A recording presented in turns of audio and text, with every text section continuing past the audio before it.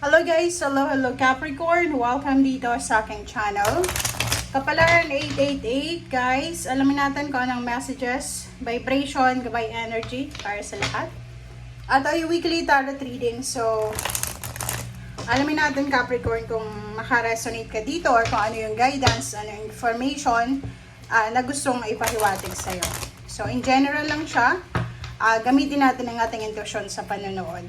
And kung bago ka sa channel ko, please like, share, and subscribe. Pakipress ang notification bell button guys para updated kayo sa mga videos. And paki-follow din, paki-like yung ating Facebook page na Kapalaran 888 Collective. Okay? Kasi yung Kapalaran 888 ko doon, meron pa naman, pero naka-restrict siya kasi wala namang walang action, so walang mga posts. So gumawa ko ng bago kong Facebook page. So ang name niya is Kapalaran 888 Collective. Hanapin nyo lang sa Facebook, i-search nyo lang. Okay, Capricorn, first two cards natin is abundance and temptation. Abundance and temptation.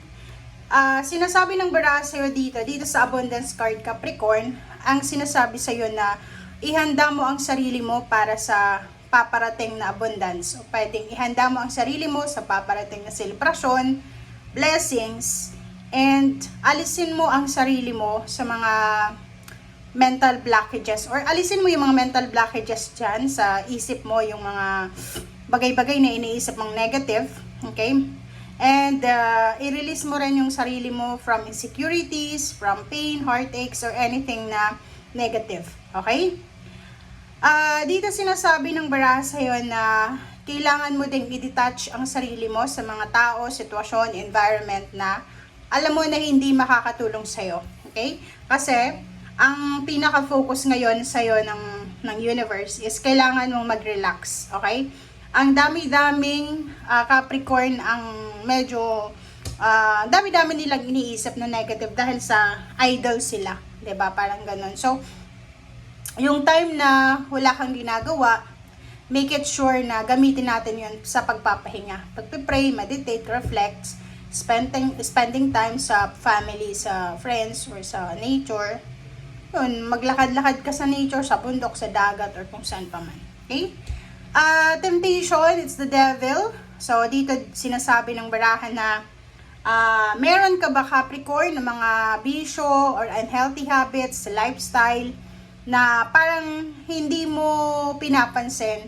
Like, may mga iba na dahil sa sobrang bisyo ng sigarilyo, inom, marami silang napapansin mga health issues, pero in denial pa rin sila. So, dito sinasabi ng baraha na lahat ng mga temptation ay posibleng ma-overcome mo. And you have the energy, you have the power to overcome lahat ng mga temptation na pwedeng pumapasok or naandyan sa buhay mo.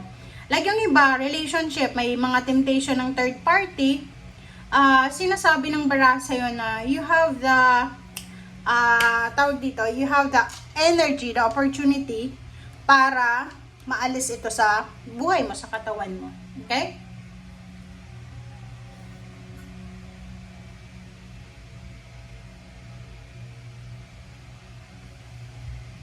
Okay.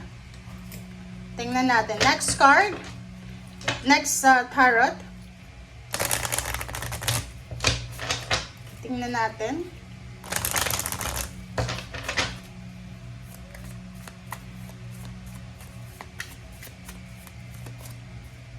Okay. Wow. 3 cards, Capricorn. Okay. First card mo dito is Full Moon in Virgo. Full Moon in Virgo, take inspired action. So, yun. Kasi marami sa inyo, Capricorn, yung medyo, yun, parang hindi kayo sigurado sa mga nangyayari sa ngayon. So, sinasabi ng baraha sa'yo na kung gagawa ka ng action ngayon, make sure na ito ay talagang gusto mo. Okay? And, parang yung ibang Capricorn ngayon, masyado silang nabuboring sa sitwasyon, sa mga pangyayari. And dito sinasabi ng baraha sa'yo na hanapin mo yung bagay, sitwasyon na posibleng makapagbigay sa'yo ng inspiration. New Moon and Leo, Shine. So, itong Shine card na to, resonated din to sa'yo sa first card na to kasi like yung iba na medyo boring na sa araw-araw nila sa trabaho or kung may business ka, sinasabi ng bara sa'yo na wag kang kumbaga yung wag mong puputulin yung parang tawag dito yung energy of yung spot na parang inspired ka lagi, 'di ba? Kasi minsan sobra na tayong nakatenga sa comfort zone natin na parang bored na tayo, parang ganun. So dito, sinasabi na as much as possible, maging happy, maghanap ka ng rason na para maging masaya, excited ka. Okay? Full Moon in Gemini, embrace the flow of life. So dito naman is go with the flow. So sinasabi sa'yo dyan, Capricorn, na go with the flow. And yakapin natin kung ano yung mga nagbabago sa buhay natin or yung mga changes na yan.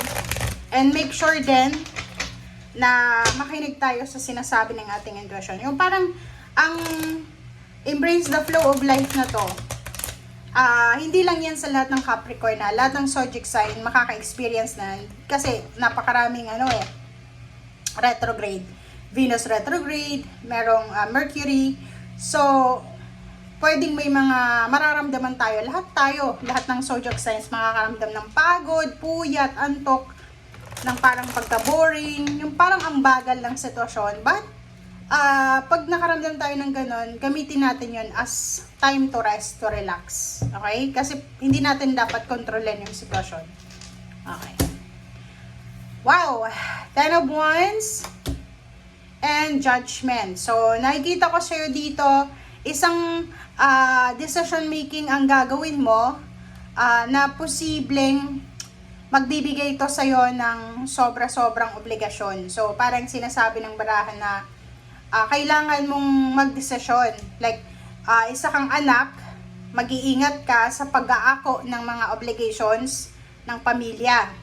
Kasi, itong 10 of Wands na to, sinasabi ng barahan na posible na maging workaholic ka, 2, 3 yung part-time mo, may full-time, parang ganyan.